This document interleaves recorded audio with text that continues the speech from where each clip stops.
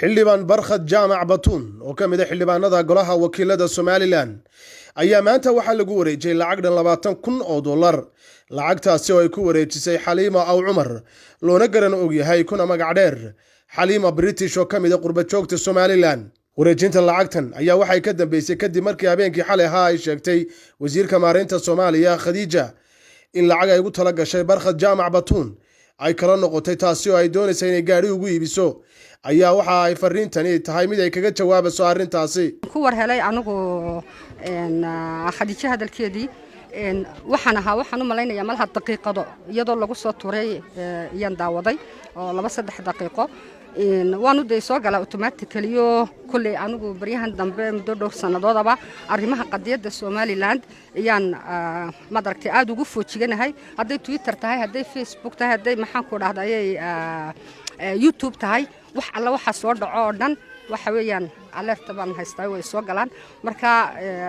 waxa weeyaan dagaalku ma aha kii rasaasta la ridi jiray imika waa halkii xildhibaan indhe Star War baa la inagu jiraa Star War kuna waxa weeyaan inaad askariga dhufayska ku jira markuu weerarku soo dhaco gantaalka ka jawaabaya aad noqoto marka xalay toolatii baa dhacday runtii markan arkay hadalkeedii waan la socdaayo dadkan iyo sida u fikiraan waxaan aaminay inaanay wax iyada kaligeed ka yimid ahayn ay tahay wax iyadana la soo dhex marinayo sidan u turjuntayna ay tahay maxaan ku dhahday inay malaha xagga tolnimo iyo aad ku yara beer la xawsatid barkhada islahayd wixii hore ay waday oo u arkaysa malaha nin dhalinyaro aan mowqafkiisu ma daragtay ay bedeli karta malaha oo hadhowtana ay xadka ka talaabin karto marka runtii waxa weeyaan weeraradu inkastoo aad u badan yihiin baryahani hadalkii xildhibaanku maalintii dhaweed markii uu hadlay uu yiri waxay la noqotay maan kulliba maxaan ku dhahay dhulgariir bay ku riday muqdisho iyo inta maxaan ku dagaalka inagu haysa marka anigu qadisho waxaan u arkayaa qof la soo dhex mariyay message waayo sidoo uu muuqday sawirku waxay ahayd lacag qaraadiisoo la tiriyo ilan barkimada lama hoos gashada ma qande muqdisho barkimada la hoos gashada lacagta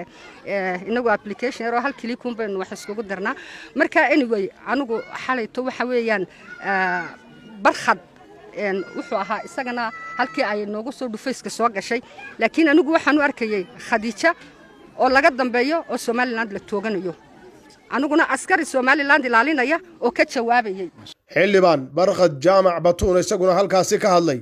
ayaa sheegay inuu lacagtani ka gudoomay Xaliima British isla markaana uu lacagtani uu ku dhisi doono xarun caafimaad isla markaana laga hirgelin doono xaafadda Daami. waxaan uga mahadnaqayaa runtii inay ugu maamustay dhaqaale ay gaari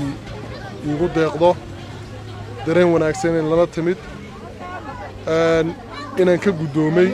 oo hadiyada ayay keentay aan ka gudoomay hadal badan ma doonayo inaan idhaahdo waxaan doonayaa kow lacagta 20,000 dollar ee gaariga ugu tala gashay ay walaashaygu ay gudoonsiisay waan ka gudoomayaa 20,000 dollar waxaan doonayaa anigu inaan gaari ku wato ma doonayo laakiin wax iyadana wanaag u ah deegaanka wanaag u ah dalka wanaag u ah ilaahayna aanu ka rajaynayno inay sadaqatul jaariya u noqoto oo baahi deegaanka taalla baanu doonaynaa inaanu samayno MCH bay xaafadan aan ku dhashay aan dhex deganahay aan xildhibaanka ka ahi u baahan tahay 20,000 MCH ma dhisayaan dhulka iyo dhismuhuba shakhsiyanka xildhibaan ahaan aniguna waxaan ballan qaadayaa 10,000 dollar inaan ku daro 30,000 dollar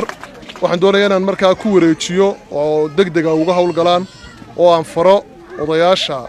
deegaanka boqorka iyo suldaanka degdegna xanaanada xaafadda iyo dhalaanka iyo ubadka loo dhiso kollayba intaasunbuu gudoonka iyo kala gudoonku ay taagan tahay aad iyo aad baan mar labaad iyo mar saddexaad baydu ku mahadnaqayaa waxaan isleeyahay malaha war kala la rabaa laakiin inta malaha inaan ku joojiyay ku haboonta waan arkayay walaashay Khadija waxa iyaduna hadlaysay anu ma yihiin nin dumarka la tirsada sharaf iyo milgiye maamuus bay haweenku iga mudan yihiin waa birmageydo ixtiraam bay iga mudan tahay waxaan ixtiraam ahayn Khadija وما هيو dadka aniga taageersanay jecelna waxaan oran lahaa waa hooyo marwanimo aynu ku sharafno intaa iyadana yaan loo dhaafin.